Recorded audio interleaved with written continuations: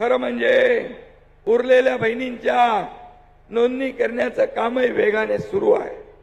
पुढल्या महिन्यात त्यांना 3 महिन्यांचे जुलै, ऑगस्ट, सप्टेंबर या 3 महिन्यांचे पैसे आपल्या खात्यामध्ये जमा करण्याचं काम आपले सरकार करेल, हा विश्वास आपण ठेवा।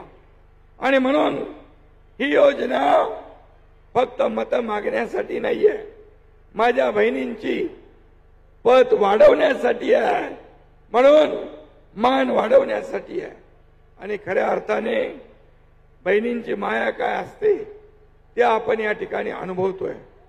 आणि म्हणूनच ही मुख्यमंत्री माझी लाडकी बहीण योजना, जी योजना यशस्वी होती आहे, पुढे जाते आहे, ही लोकप्रिय होती आहे, यामुळे विरोधकांच्या पोटात दुखू लागलंय।